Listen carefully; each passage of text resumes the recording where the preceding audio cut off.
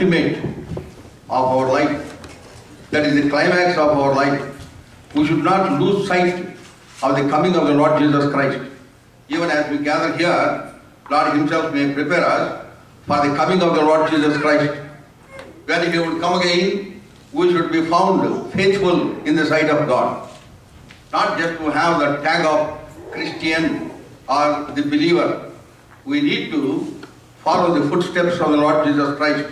And we ought to have the mind of the Lord Jesus Christ, as we read in Philippians 2:5.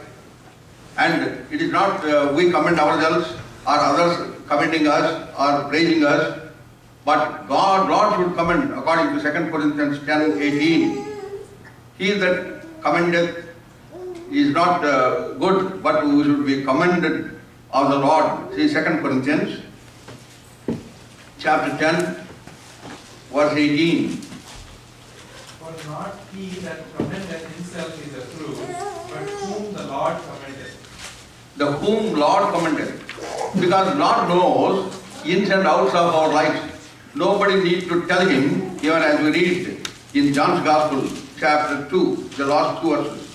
John's Gospel, chapter 2, the last 24 and 25 says, But Jesus did not commit Himself unto them, because He knew all men, and needed not that any should testify of man, for He knew what was in a man. That's why it is the Lord, our Lord Jesus Christ, who loved us and gave Himself for us on the wonderful cross of Calvary.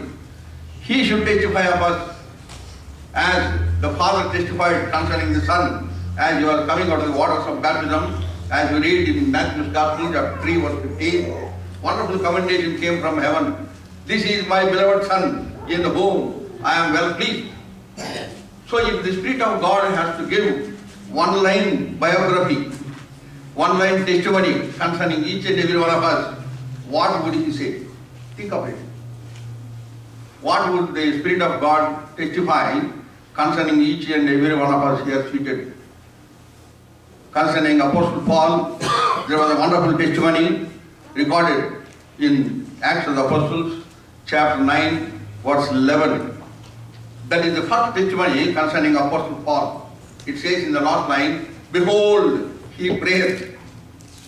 So that sort of commendation we should get from the Spirit of the living God. That means to say, we should live such a life that will please Him. The testimony of the Lord Jesus Christ is in John's Gospel, chapter 8, verse 29, He that sent me is with me, for I do always those things that please Him.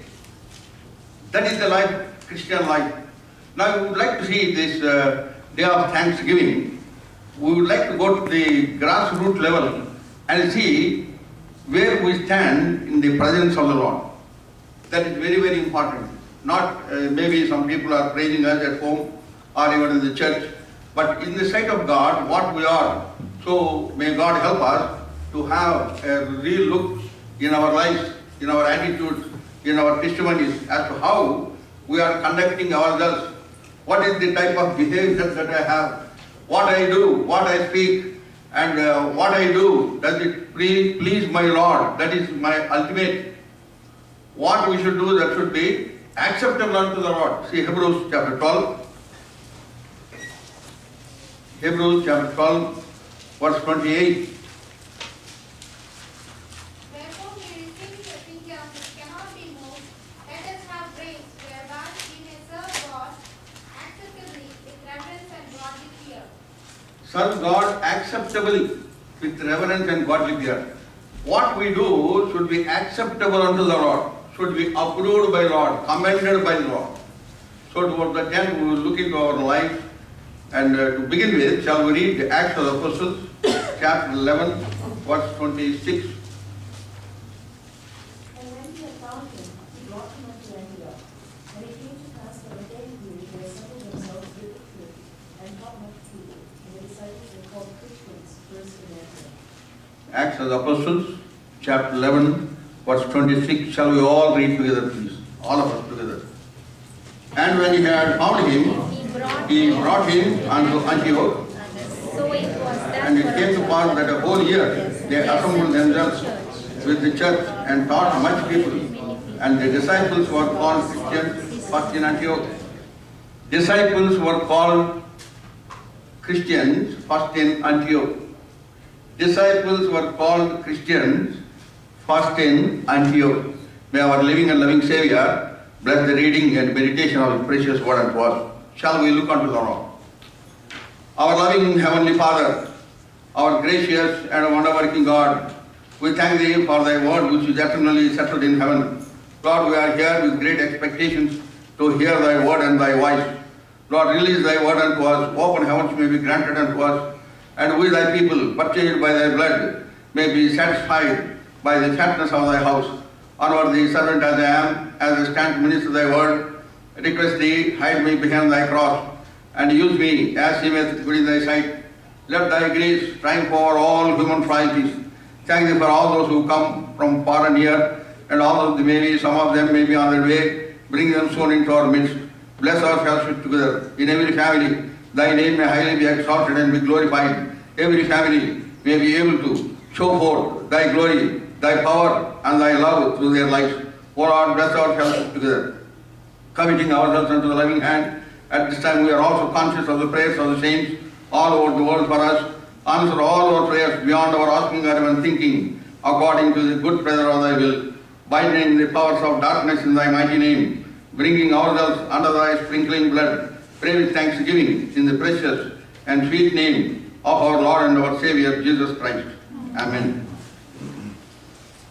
Disciples were called Christians. The word Christian, as many of us know, only appears in the scripture only 3 times. When Paul gave the message as he stood before Agrippa, Agrippa exclaimed and said, almost thou persuadest me to be a Christian. It was Agrippa, he said.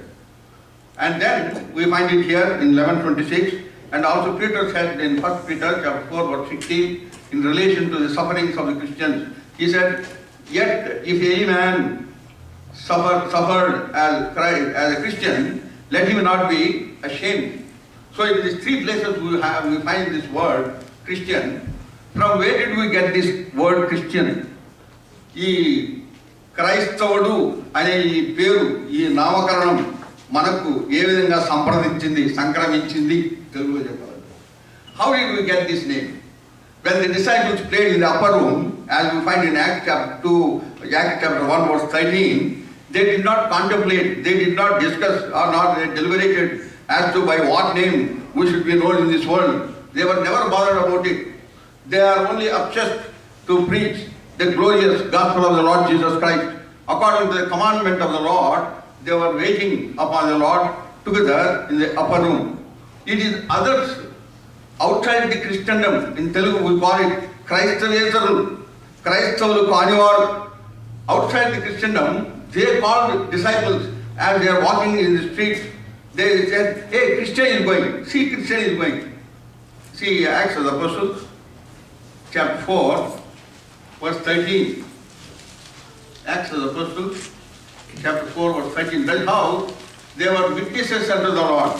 Their lives, their behavioral pattern was such that they were recognized, acknowledged that they had been with Lord Jesus. Acts of the Apostles, chapter 4, verse 13. Shall we all read together, please? All of us. Now when they saw the boldness of Peter and John and perceived that they were unlearned, and they realized that they had been with Jesus. What a wonderful testimony. They took knowledge of them because their behavior was such, their burden was such.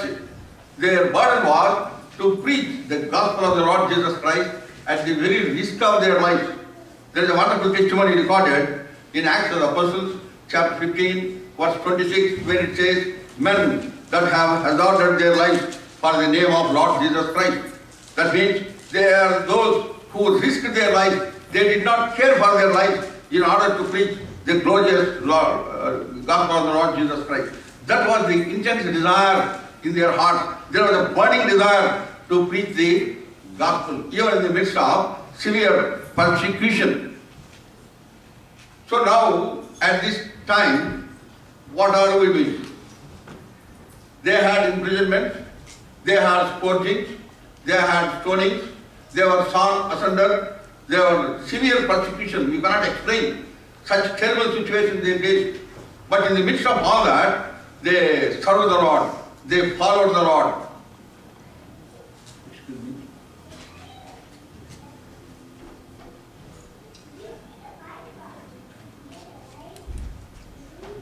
So now today's believer is very complacent.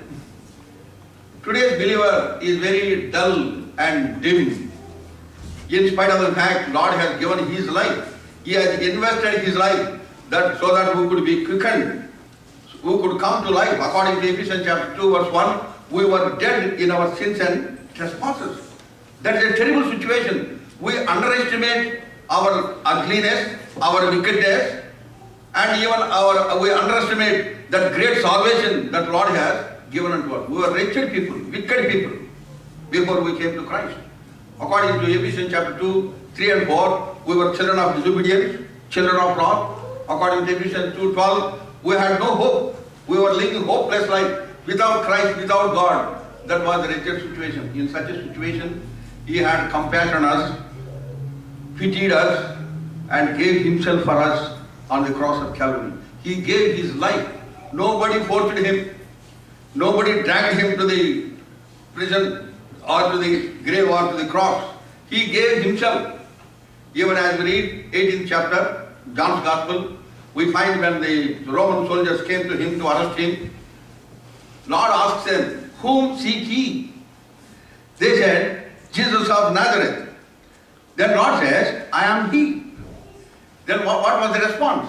The normal situation when they were seeking somebody to arrest, when he confesses, "I am that person," then normally they will arrest. But what happened? The moment he said, "I am he," they fell back. Those mighty soldiers with their spears and with all the gods, they just fell down.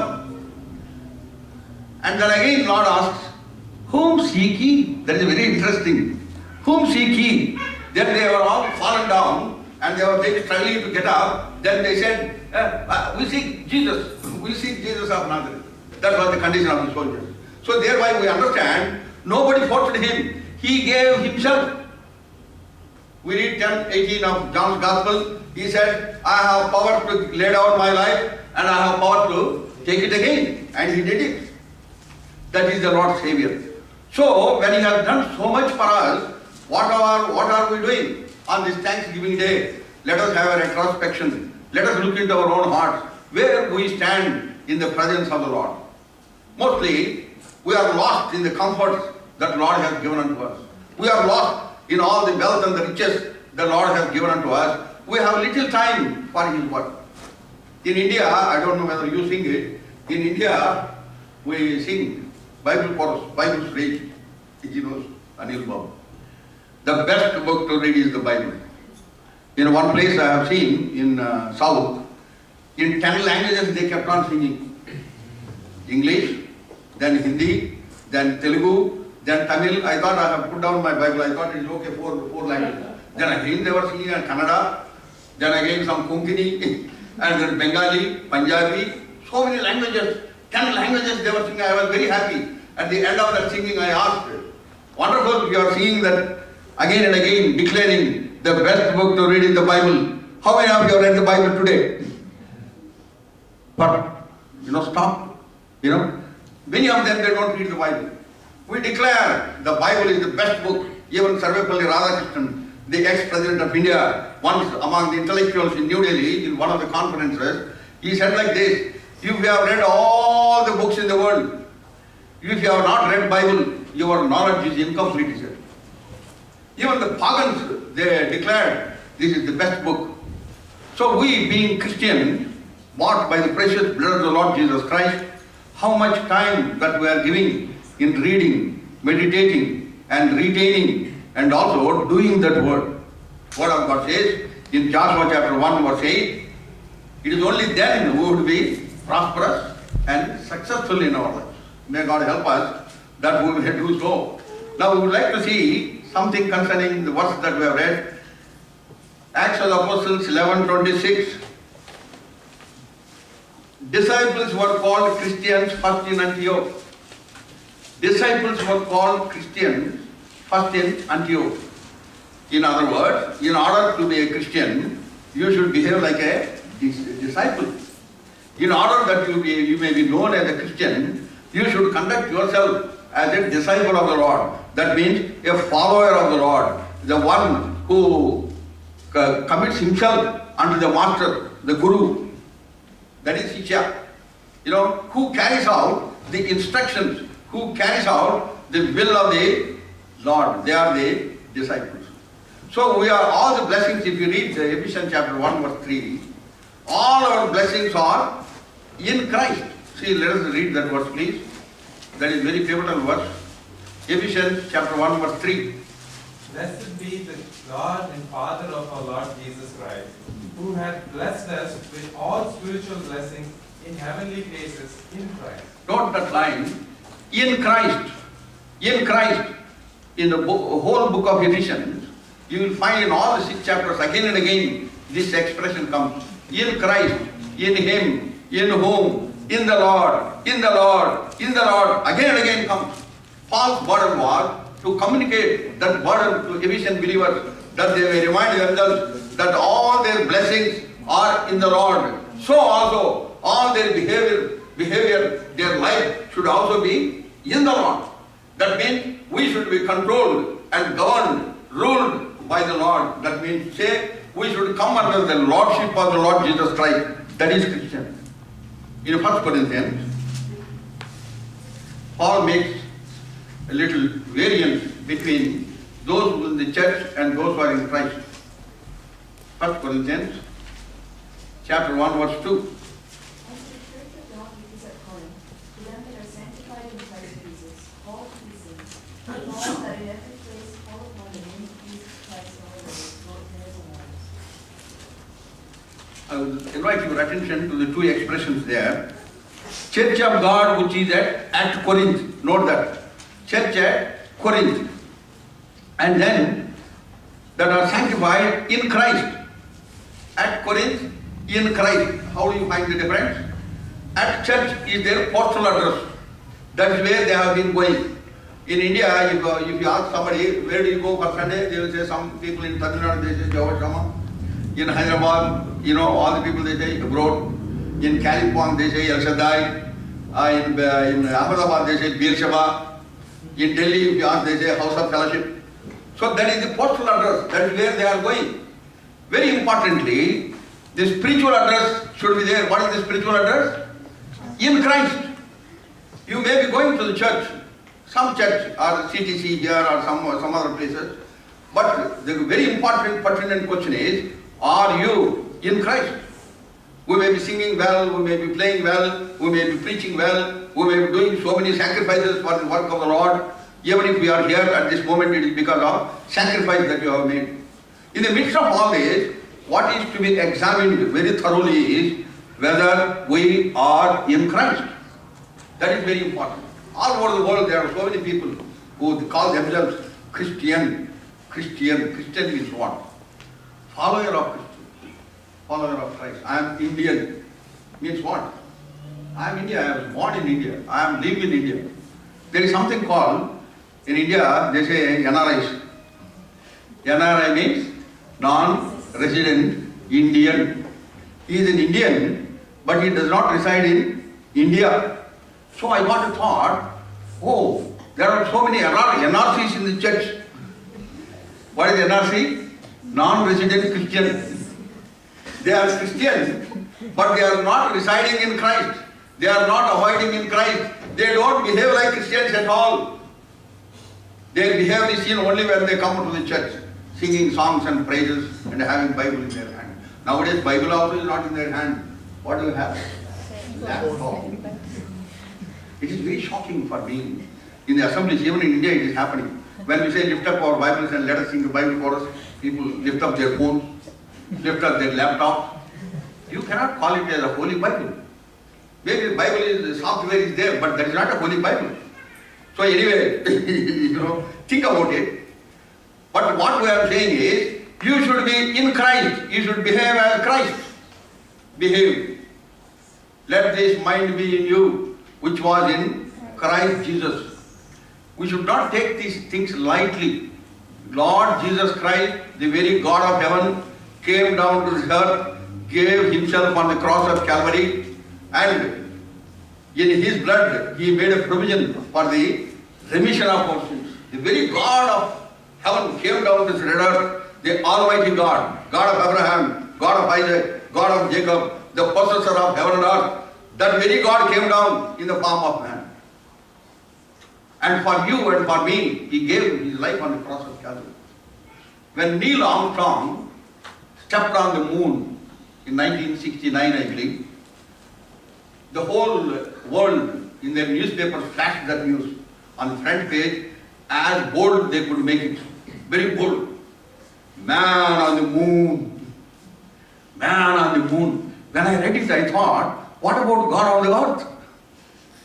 Man on the moon, people are surprised, but the very God of heaven is on the earth. He came to this earth to give life when you are heading towards condemnation. So what sort of life that we should live? When God himself paid a price. We read that expression, blood of God, in Acts of the Apostles, chapter 20, verse 28. Purchased by the blood of God, you will find in that whole verse. So we are different people, separated people, segregated people, peculiar treasure unto him.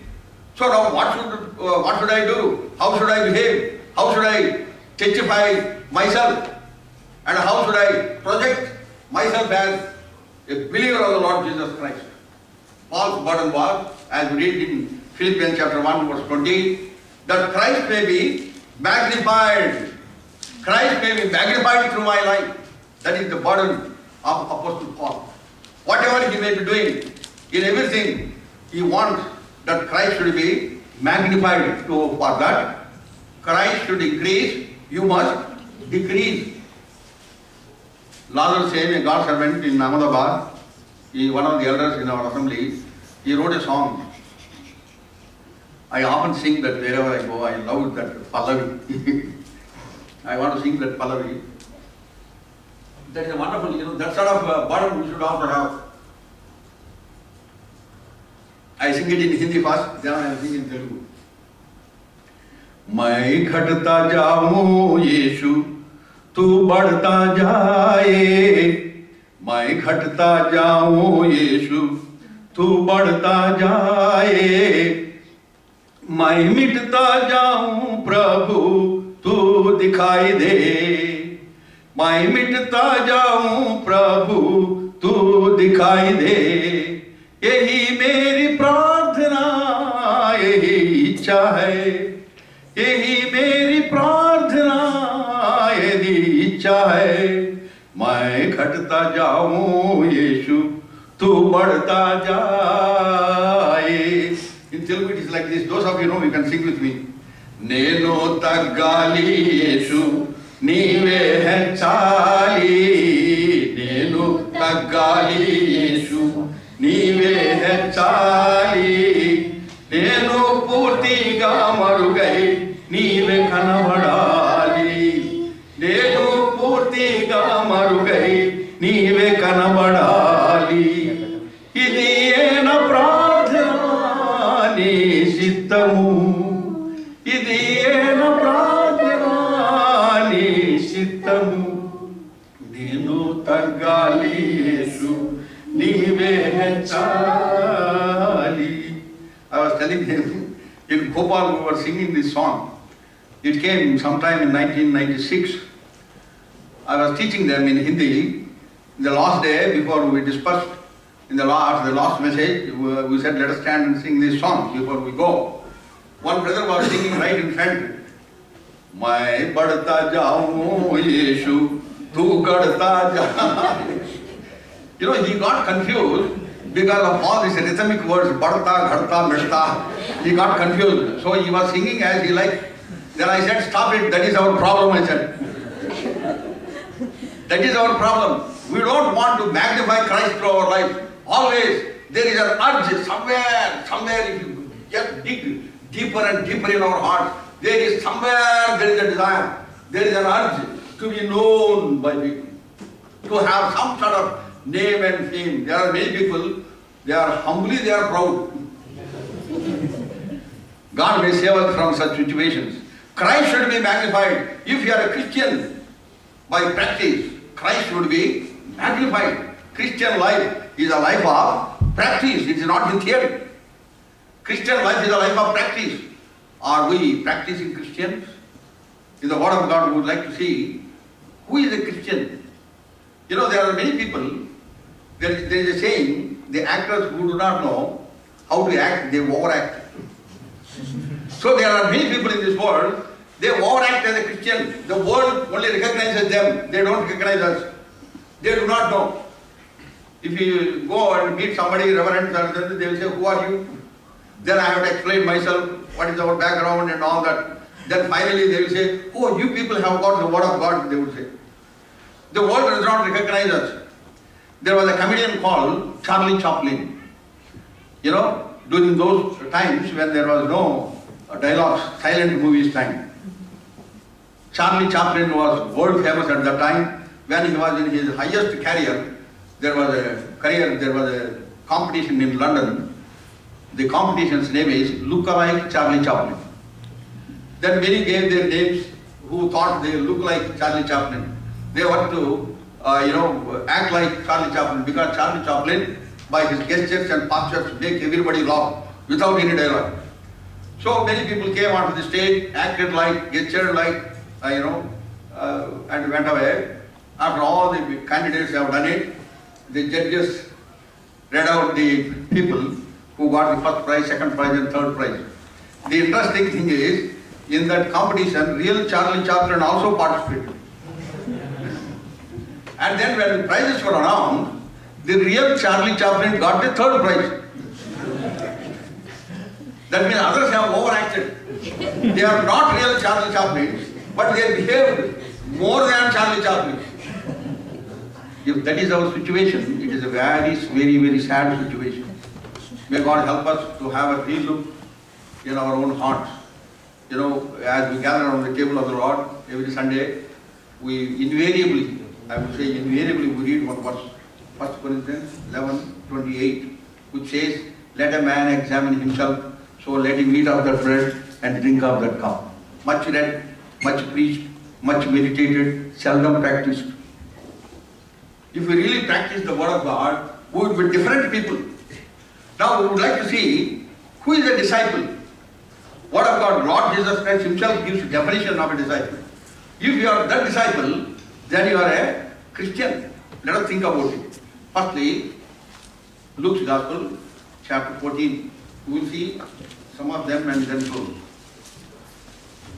Luke's Gospel, chapter 14, verse 26. Shall we all read together, please? All of us together. Please look into your Bibles. All of us. If any man come to me and hate not his father and mother and wife and children and brethren and sisters, yea, and his own life also, he cannot be my disciple. The Lord Jesus Christ Himself said these words. That is why we have to give due credence to Him, to these words. You cannot be my disciple, He says. Why? If you don't give preeminence to me, that is what we have to understand. It is not hating our people at home. We need to understand, and this word should be read in the light of, and understood in the light of Matthew's Gospel 10:37. Shall we turn to Matthew's Gospel 10:37? Shall we all read together? Matthew's Gospel 10:37.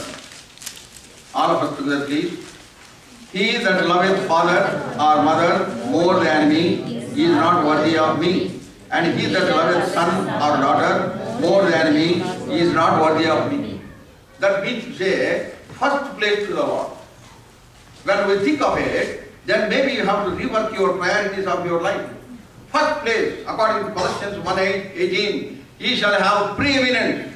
First place above all things that I have, above everybody at home, my wife, my children, my father, my mother, my grandparents, everybody.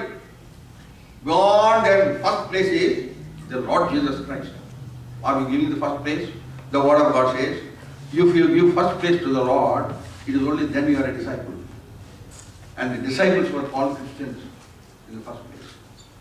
The Bible begins in a wonderful fragment. I love it. How does the Bible begin? In the beginning, God. I have put a full stop there in my Bible, in the Meditation Bible. In the beginning, God Then it says he created heavens and the earth. That word attracted my attention, that expression. In the beginning, God. In every facet and aspect of your life, in every juncture of your life, first should be God. God should guide you. God should instruct you. God should teach you the way that you should go. According to Psalm 32 verse 8, there is a wonderful promise. I will instruct thee, I will teach thee, and I will guide thee the way that you should go. So that means to say, we have to wait until He will reveal His will in a particular situation. Mostly at the time of the marriages, while fixing the marriages, lot of human considerations take place. Lots of things take place. Everything based on certain material things. And finally and invariably, they will put one verse on the top of the card. What is that? This thing proceeded from the Lord. Genesis 24 verse 50. But it all proceeded out of their hearts, out of their own human considerations, Rokra, and so many other things. But we say, this thing proceeded from the Lord. How can we be Christians? How can we call ourselves as disciples of the Lord?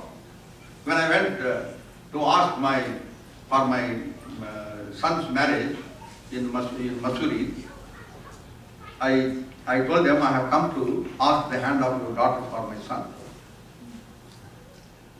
Then they said, okay, praise the Lord. Then they have agreed. Everything was finalized. Then they came with some pad and pencil and they started asking, now what? They tell me there should not be any confusion at the last time. So you please tell us what is your demand. He said.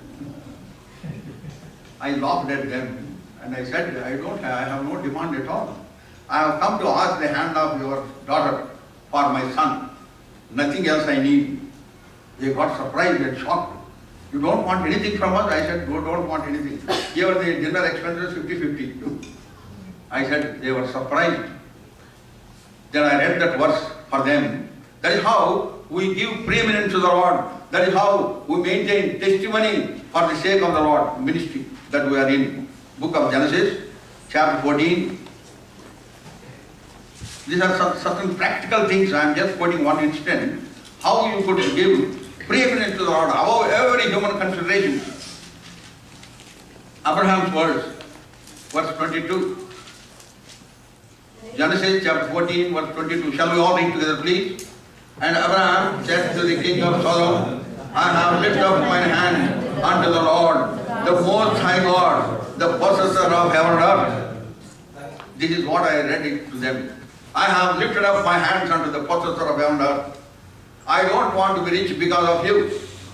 Whatever I want, whatever my children want, God will give. We want from the Lord. That is how we maintain testimony. For my daughter's marriage, neither I gave. For another son, Titus, we got married, I did not take anything. That is how we maintain testimony and thus give preeminence to the Lord.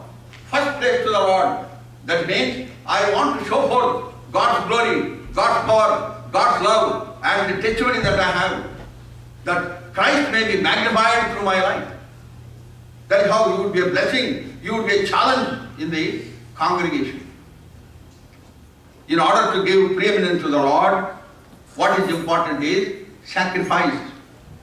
You should be in a position to sacrifice for the sake of the Lord.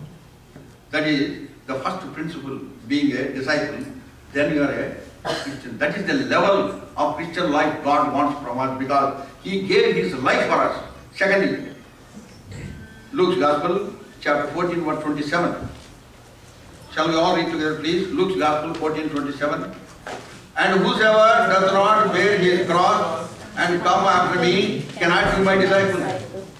We have to take our cross. That means our cross means our sufferings, our stress and strain, and our difficulties, our bereavements, our problems, multifarious problems. A child of God faces 1,000 perils a day, somebody said.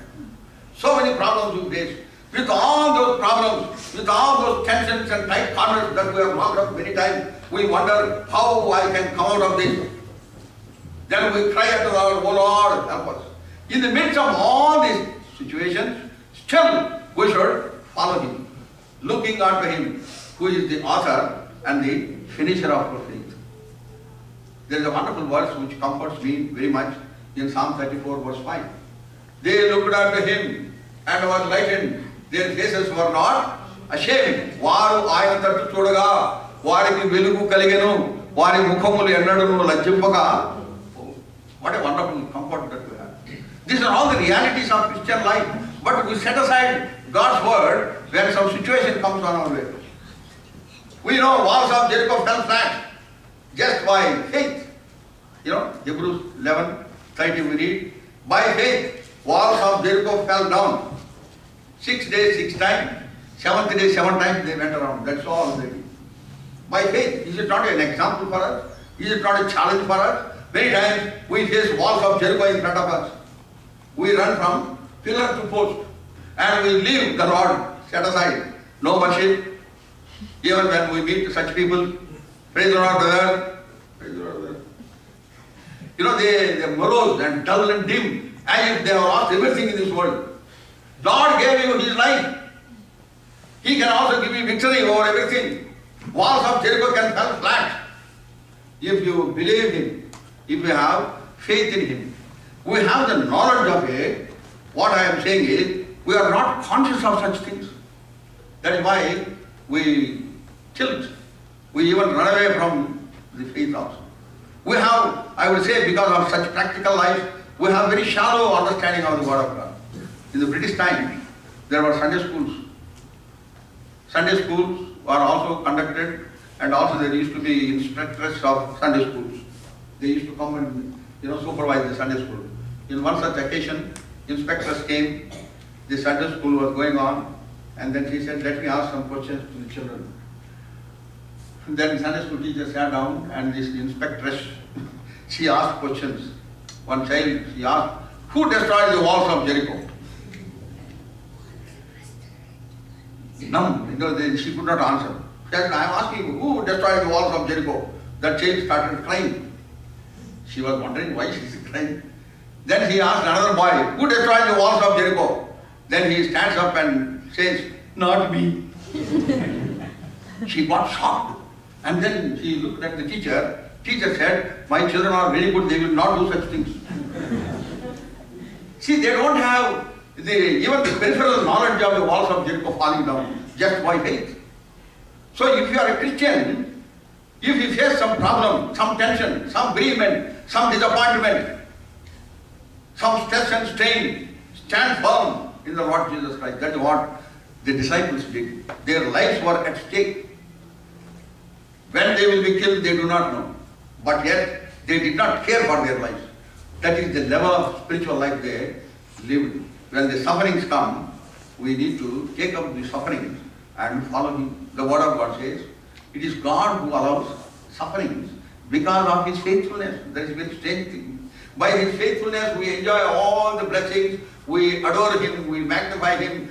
Sometimes we say, oh Lord, my words are not sufficient to expound, and my language is inadequate to expound Thy grace shown to me. But the Word of God says, it is by His faithfulness only He permits afflictions. See Psalm 119, verse 75. That word should really comfort us. Psalm 119,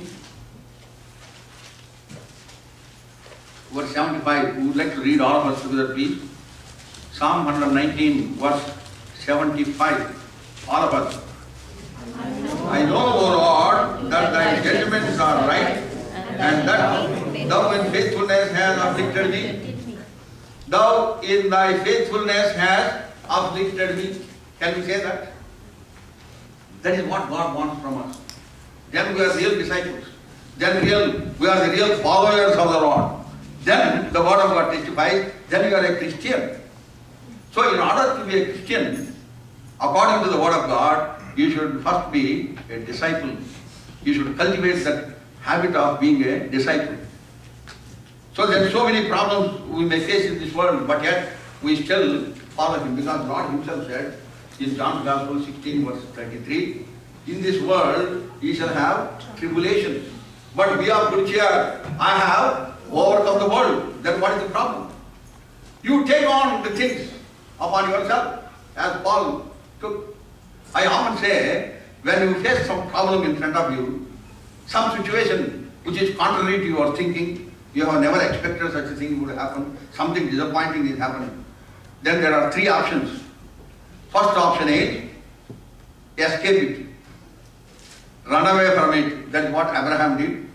That is what Elimelech did. And they paid a heavy penalty. We have no time to look into that. And the second option is, endure it. Endurance has got a limitation that we see in the life of David. He endured all the suffering as King Saul was changing his soul to kill him. He was running for his life, running and running, so many situations. But when it came to 1 Samuel 27, he lost that endurance. He said, let me go into Philistine land. That is a battlecraft. It is a wonderful strategy on the face of it. You know, he thinks, in Philistine land, Saul cannot come, I am safe. He could not endure furthermore. So endurance has got a limitation. Even he had to suffer a lot. In Ziklag he cried and he got exhausted.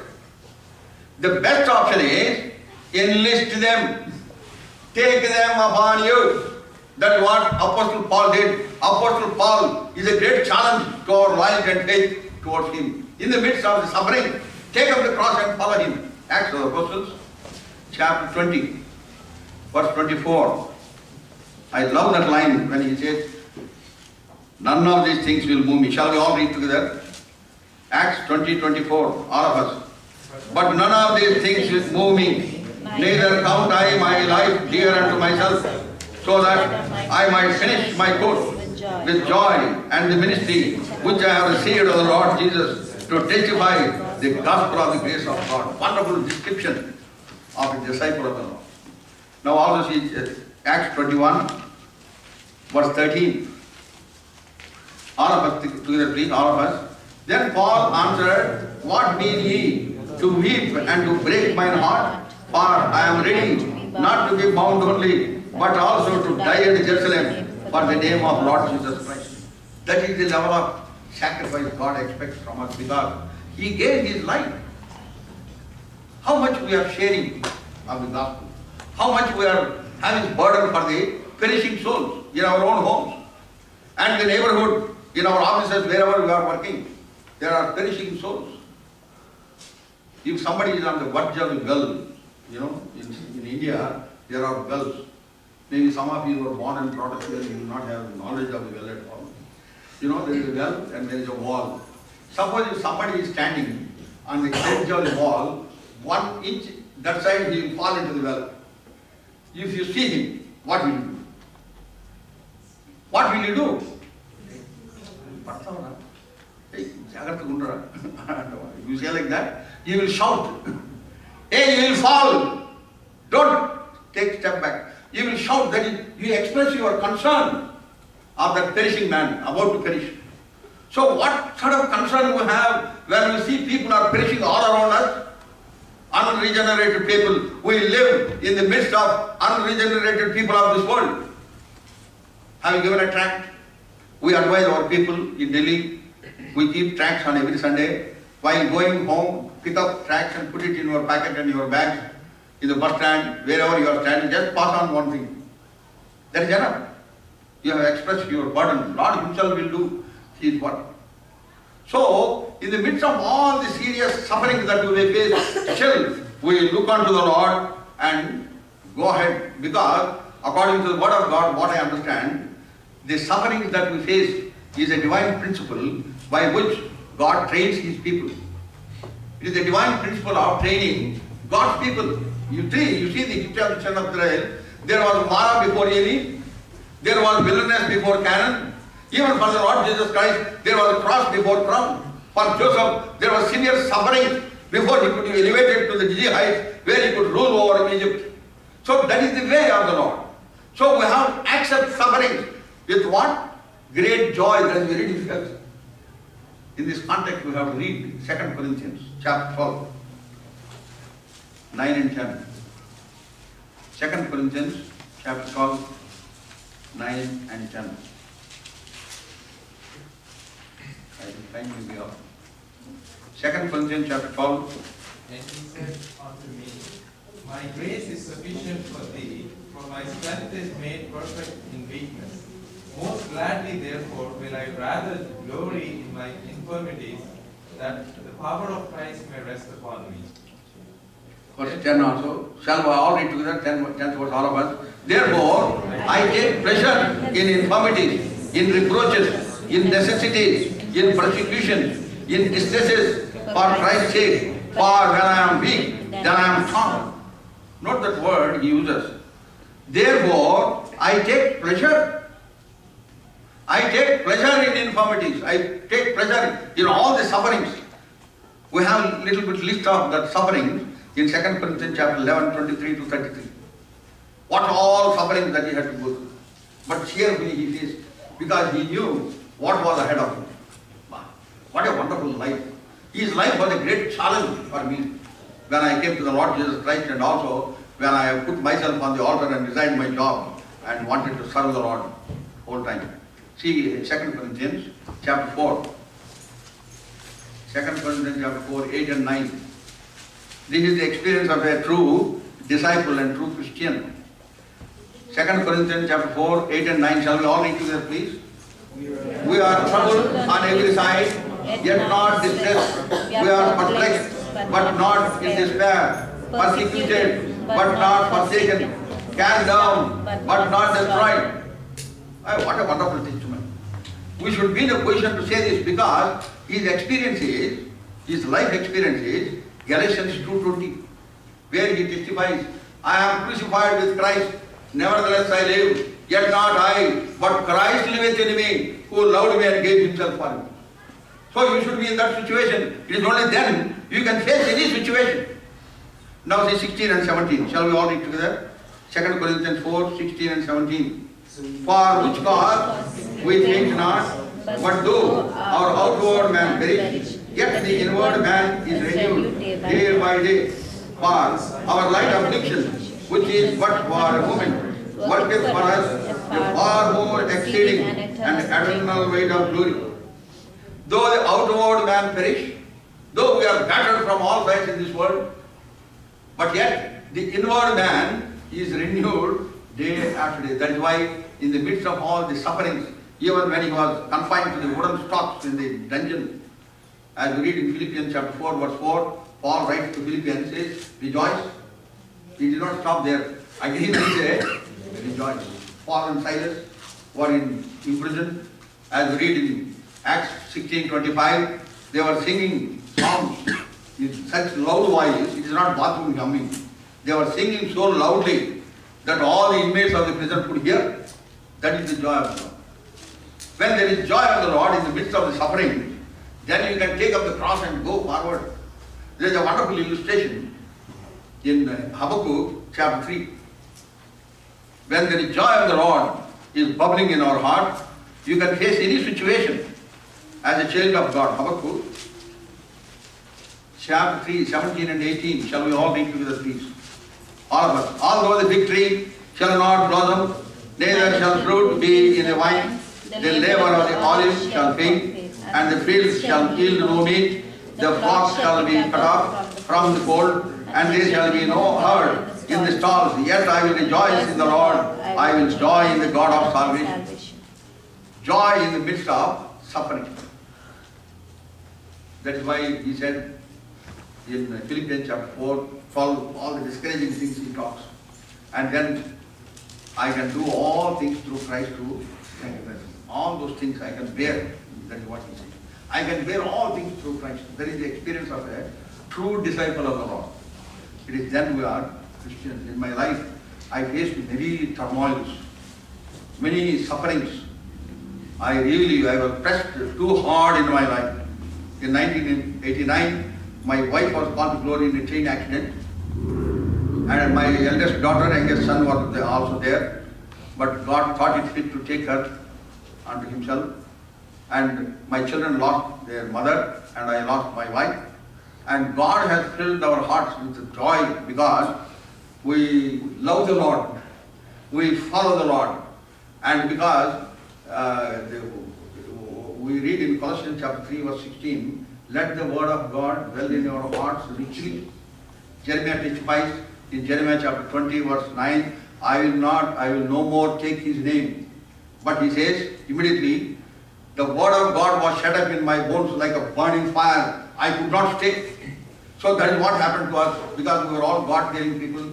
We read the word of God, try to make sincere endeavor to follow the word of God. The word of God sustained us. So that was the greatest trouble in my life. My nest was disturbed, shaken thoroughly. And the very next year, my son became very sick, Emmanuel. There was appendicitis problem, burst inside. The doctors in near Rajahmundry, they could not do anything. They could not identify.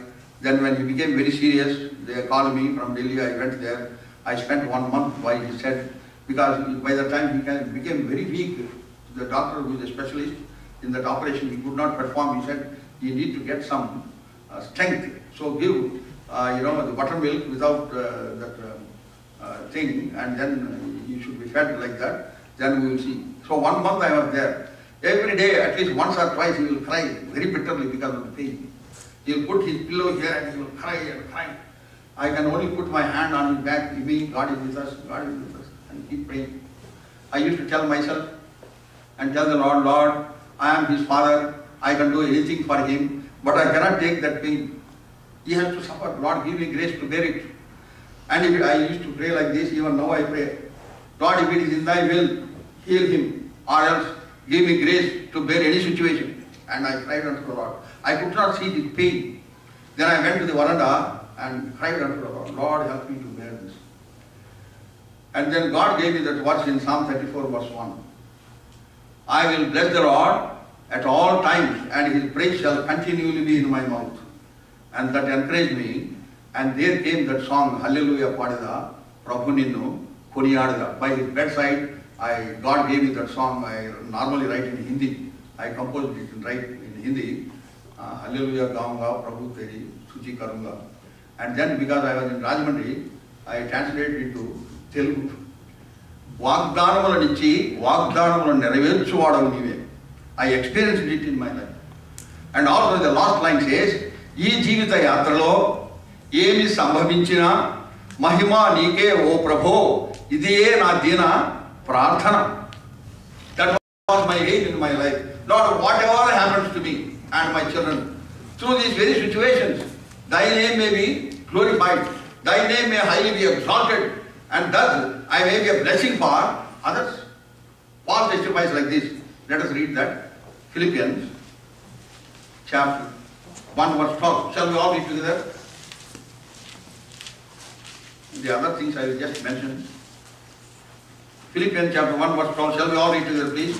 But I would, ye should understand, brethren, that the things which happened unto me have fallen out rather unto the furtherance of the gospel. See what he is saying. The things that have happened unto me, the circumstances that I faced in my life, all the tough and difficult, tormenting situations that I faced in my life, only helped for the furtherance of the gospel. That means his whole and soul aim is the gospel of the Lord Jesus Christ. On the way to Damascus, God arrested him. He was going to arrest Christians and bring, but God arrested him. And he surrendered his life. And from then on, no turning back. And that is the man, he says. Whatever happened to me, that only helped in the furtherance of the gospel. That is how, when you faithfully follow the Lord, you will be a blessing for others. Consequently, we read 14th verse. All of us, shall we read? Philippians chapter 1, 14, all of us. And many of the brethren in the Lord, waxing confident by my bonds, are much more bold to speak the word without fear. Whatever.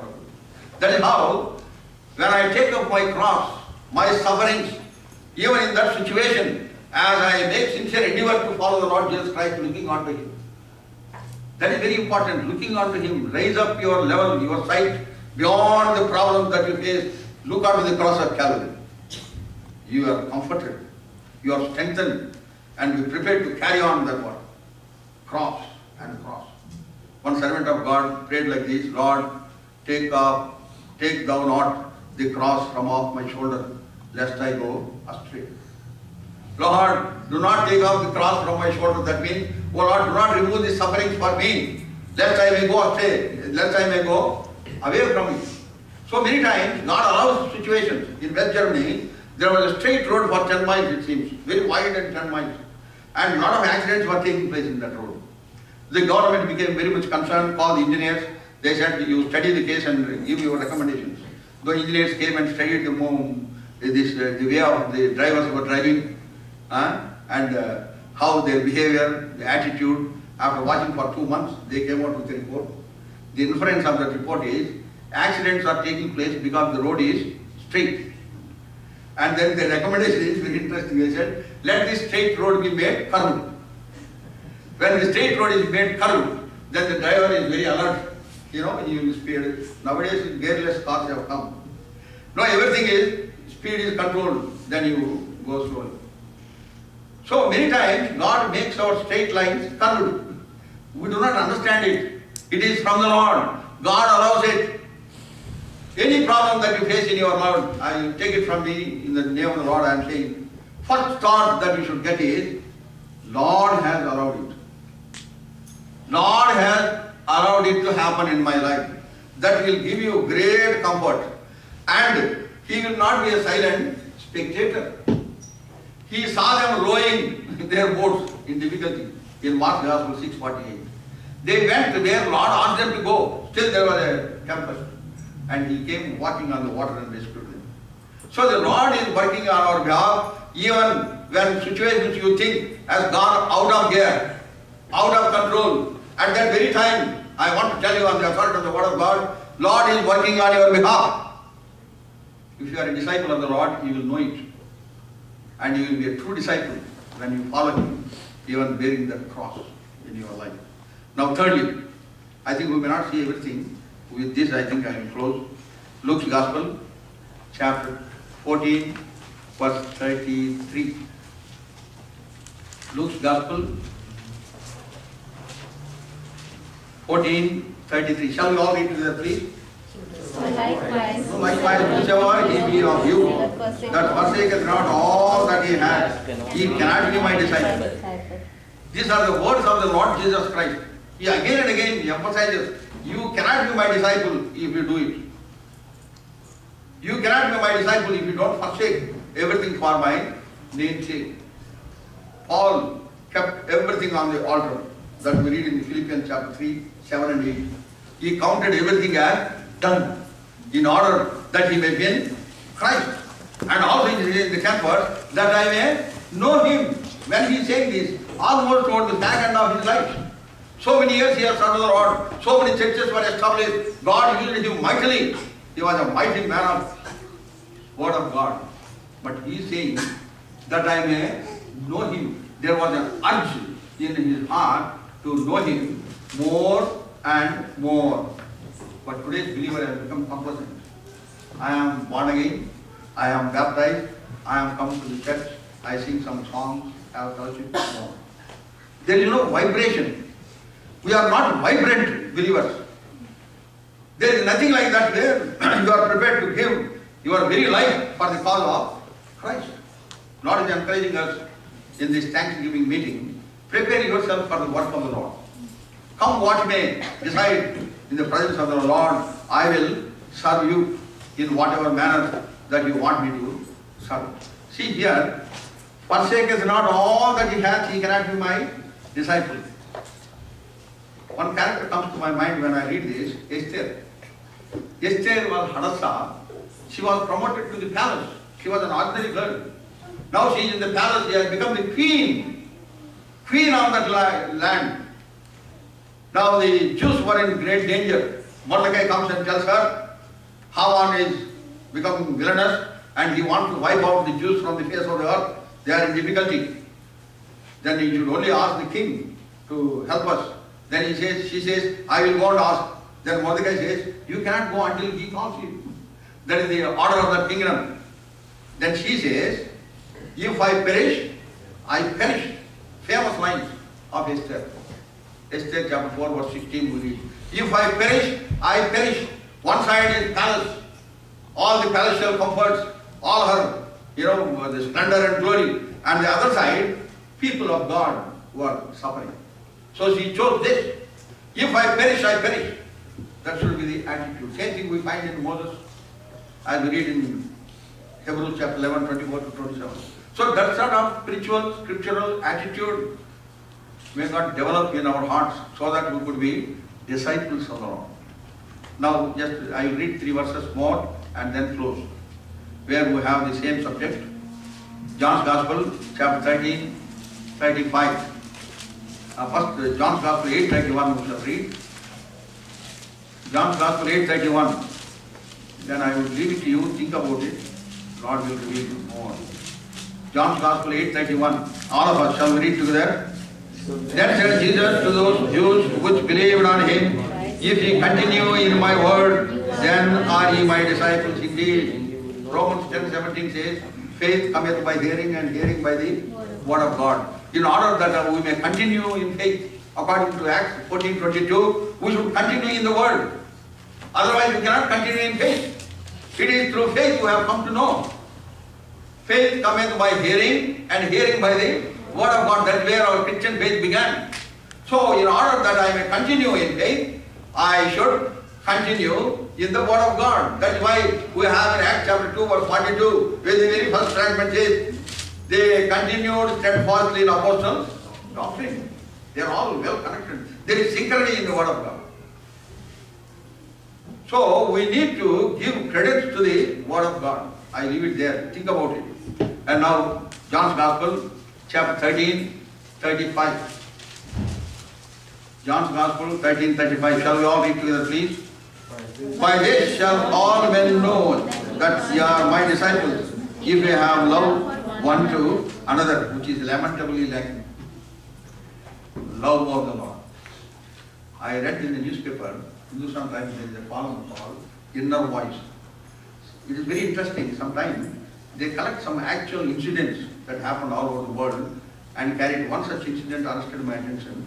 It talks about the situation in Japan where they build houses with complete wood because of the earthquake-prone area. So in one such house, one fellow was removing the old planks and he was replacing it with fresh wooden planks. He was renovating his house. As he plucked that wooden plank, he found one lizard got stuck to the wood by the nail inside. Some months ago, as he was repairing something, he drove one nail. Maybe at that time the lizard was passing through. It got stuck to the thigh and it is firmly fastened to the wood. He got shocked. And then he found that this lizard is very healthy, very bulky. He was, no insects will come, mujhe maar. No, nothing will come to its mouth, eat me and maintain your health. And he was wondering how this lizard could be so fat. He was surprised to see another lizard coming and feeding this lizard. He was so surprised. He called his wife, hey, come, let us see this, what is happening here. Then she understood the situation. Then he said, what a love between them. Then he said, we should have that love among us. This love is lamentably lacking in the midst of God's people, at home and also in the church. May God help us to have that love of the Lord Jesus Christ. In Romans 5:5 it says, He has poured in our hearts, He has poured in our hearts the love of God. He bestowed upon us that love, and we should reflect that love to our people at home. Many times we ignore our family, chodo pare, and then we try to do a lot of work outside. First of all, remember, our homes are miniature church, where you are the pastor and your wife is a pastor amma. You have to take care of your flock at home. If you have failed there, you have failed everywhere towards that end. You have to create a conducive, spiritual, scriptural atmosphere for the children. Children should see you reading and meditating and praying unto the Lord. Children should see you running to the house of God before time. Children should see you getting involved in the work of the Lord. Thereby, you will be great blessing. We have so many verses. One verse, for example, in Psalm 112, verse 1, it says, if you take great delight in the word of God, and if you fear God, then your children will be, your seed will be mighty upon this earth. Don't you want that your children should be blessed? Don't you want that children should be prospering in this world? Then fear God. And then take great delight in the Word of God. It is only then you can show forth that love of the Lord Jesus Christ. Now finally, when we say finally, there is a lot of joy, relief. See John's Gospel, chapter 15, verse 8. Shall we all read together, please? All of us. Herein is my Father glorified, that ye bear much fruit, so shall ye be my disciples. Who have to bear the fruit. I keep saying, it is the fruit-bearing tree gets the hits. If a barren tree is there, that tree will not get the hits. My education started in Madanappally Sanatorium, Santoshapuram. There, when we are small children, full of tamarind trees there.